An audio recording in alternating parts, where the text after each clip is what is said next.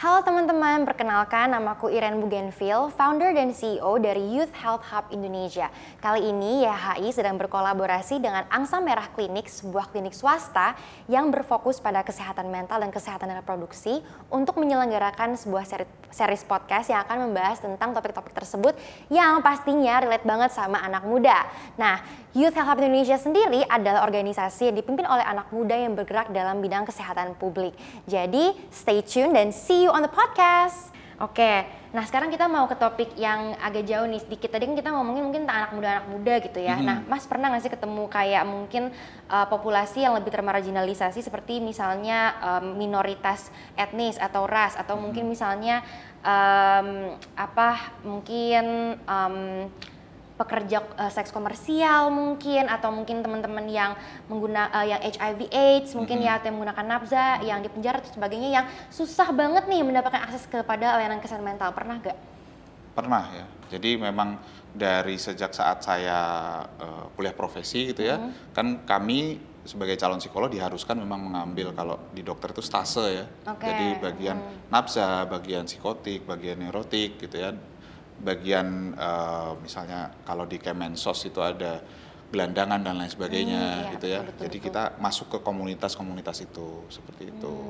Dan sampai sekarang belum ada BPJS yang nanggung kan ya kalau misalnya layanan kesehatan. Betul. Terus biasanya mereka gimana tuh Mas? Aku penasaran deh. Yang mana nih? Kasus yang mana? Bebas yang mana aja deh. Kayak saya nggak pernah delve into that, tuh nggak pernah. Ya, kalau untuk teman-teman survivor nafsa, mereka banyak yang akhirnya lari ke LSM yang berhubungan dengan nafsa itu sendiri, untuk mungkin menghubungkan ke dokter spesialis kejiwaan, kemudian mendapatkan layanan ini ya, rehab dan lain sebagainya gitu.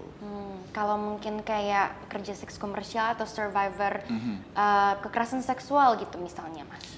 Kalau kekerasan sendiri, kebetulan kan sekarang pemerintah sudah ada P2 TP2A ya. Oh iya, jadi benar. di setiap kabupaten kota itu sudah ada di bawah Kemen PPA ya kalau nggak salah. Betul. Nah itu bisa ke situ gitu. Jadi tapi itu pun belum ditanggung BPJS juga.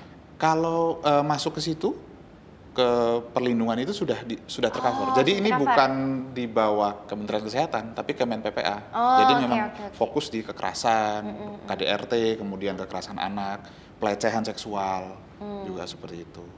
I see. Ya begitu ya, masih jadi tantangan gitu ya.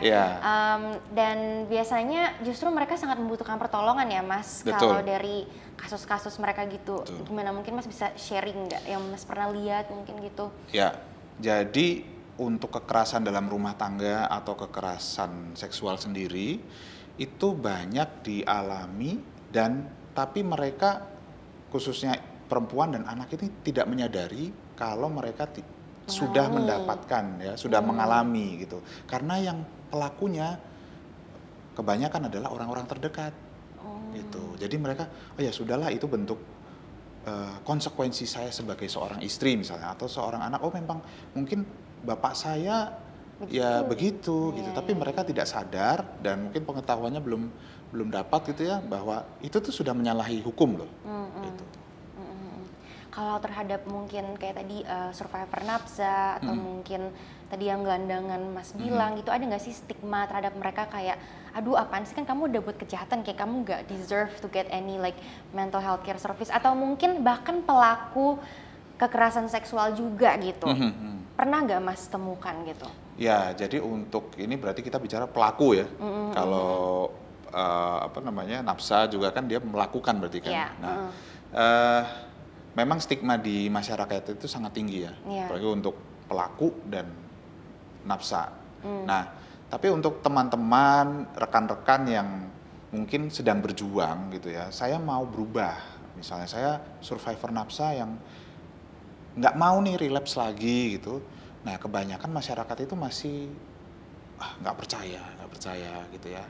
Nah, harusnya memang ada komunitas atau ada bantuan dari orang-orang sekitarnya untuk biar kepercayaan diri individu tersebut tuh bangun gitu.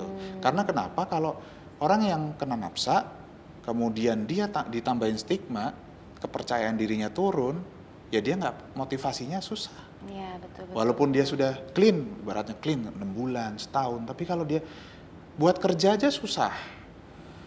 Mau berteman aja nggak ada yang mau. Iya. Terus seperti tadi saya bilang, saya mau ngobrol sama siapa? Ngapain saya menjadi baik lagi kalau saya nggak diterima oleh masyarakat sekeliling saya? Gitu.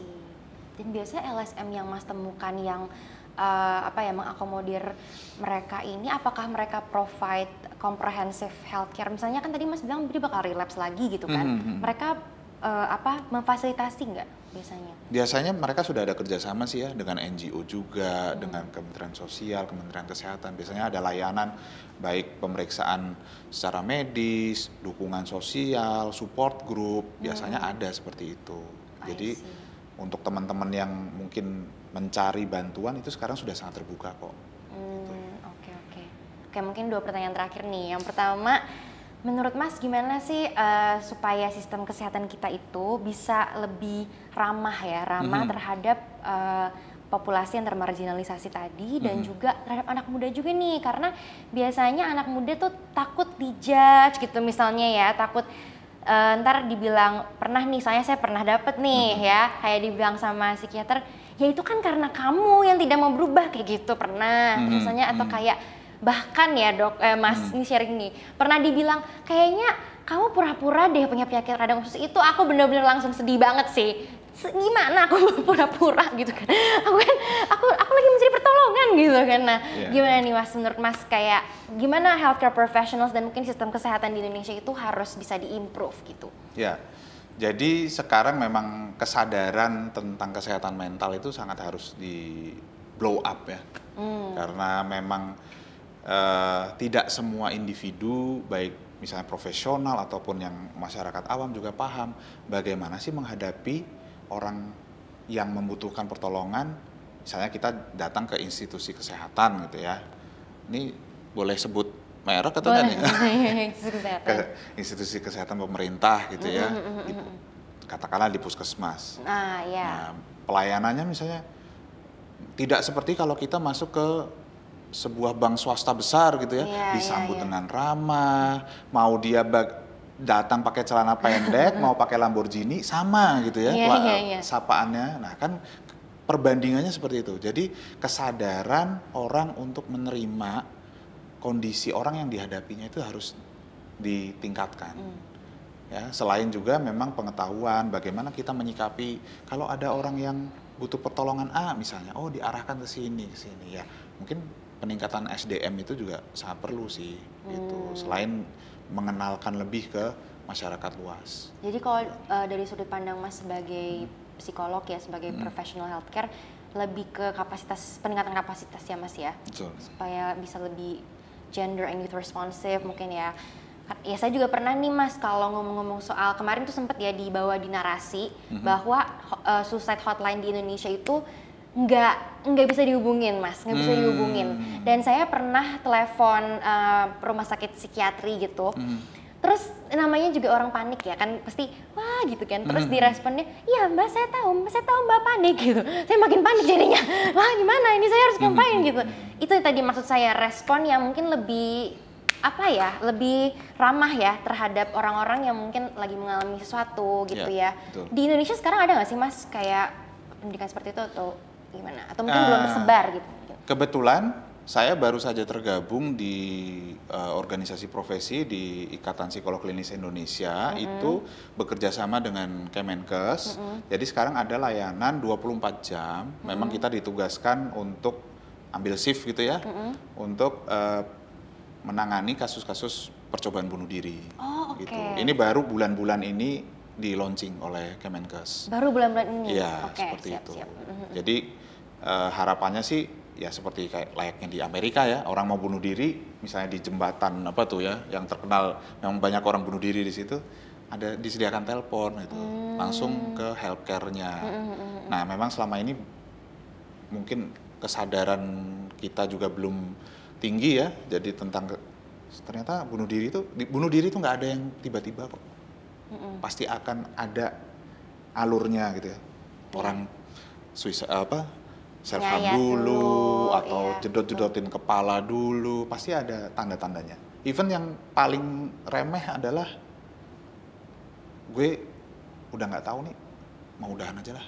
Iya. Itu jangan dianggap sebagai sebuah candaan receh, karena itu bisa jadi awal dari niat dia untuk mengakhiri semuanya. Gitu. Nah, harapannya sih dengan adanya semakin banyak program-program pemerintah untuk meningkatkan kesehatan mental, pencegahan bunuh diri, itu bisa membantu masyarakat untuk lebih sadar tentang kesehatan mental itu sendiri. I see. Iya ya. Saya juga, karena saya mengalami juga, saya juga paham banget gitu ya, bahwa sebenarnya kadang tuh kita mencari bantuan ya, dan kita tidak. Saya harap juga sih teman-teman di sini bisa bring that awareness to other people around supaya kita mengurangi stigma terhadap teman-teman dengan isu kesehatan mental. Dan terakhir banget nih Mas, ada nggak pesan-pesan terakhir buat anak muda supaya mereka tuh lebih berani dan lebih yakin gitu kalau misalnya mereka mau mencari bantuan profesional gitu? Buat teman-teman, kalau membutuhkan bantuan profesional, jangan malu dan takut untuk datang ke layanan medis maupun di psikiatri atau psikolog gitu ya, atau mungkin platform-platform online yang sekarang sudah banyak. Jangan lagi terbelenggu oleh stigma yang mengatakan bahwa gangguan jiwa atau masalah mental itu adalah kutukan atau kurang iman, ataupun misalnya itu hanya ilusi belaka gitu ya. Dijalani saja pasti nanti akan sembuh sendiri. Nggak seperti itu. Karena pengalaman orang, masalah orang itu berbeda-beda. Jadi jangan khawatir, jangan malu kalau datang ke psikiater atau ke psikolog. Karena kalian punya hak untuk sehat secara mental kok. Mantap guys. Jadi teman-teman udah denger suaranya Mas Danang kan udah slow nih ya, udah soothing ya. Jadi silahkan nih ya, silahkan kalau mau misalnya berkonsultasi dengan Mas Dimas atau mungkin psikolog atau psikiater lain di Angsa Merah atau di klinik-klinik lainnya tuh teman-teman harus tetap yakin dan berani, nggak apa-apa gitu loh. Karena ada psikolog seperti Mas Dimas yang suaranya itu sudah soothing banget dan pasti ramah kok sama anak muda gitu kan, pasti dijamin gitu. Jadi teman-teman, aku mau ingetin lagi nih, kalau misalnya teman-teman mau cari layanan kesehatan mental, teman-teman bisa berkunjung ke Angsa Merah Klinik yang ada di Jakarta, yang ada di Menteng, Fatmawati, terus juga di Depok dan juga di Bandung. Nah, teman-teman bisa kunjungi websitenya di angsamerah.com dan lihat nih profil-profil psikolog atau psikiater yang ada di situ, termasuk ada Mas Dimas juga gitu.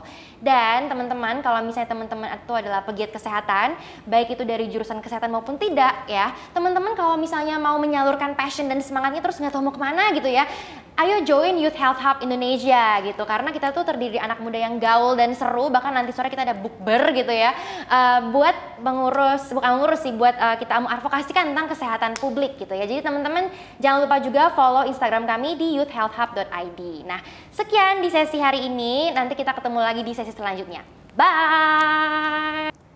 Oke teman-teman, thank you banget ya udah menyaksikan serangkaian series podcast kami. Jangan lupa untuk terus stay tune dengan cara follow, like, dan subscribe YouTube channel Angsa Merah Klinik. Dan juga jangan lupa kalau misalnya teman-teman mau berkonsultasi ke Angsa Merah, teman-teman bisa langsung visit websitenya di angsamerahklinik.com. Dan klinik Angsa Merah juga ada di beberapa tempat di Jakarta nih, yaitu di Menteng, Fatmawati, juga di Depok, dan juga di Bandung. Dan teman-teman kalau misalnya teman-teman itu adalah anak muda yang pegiat kesehatan, baik dari jurusan kesehatan maupun non-kesehatan, dan mau bergabung bersama anak-anak muda lainnya untuk membuat sesuatu nih di bidang kesehatan, jangan lupa untuk join Youth Health Hub Indonesia dan follow Instagram kami di youthhealthhub.id.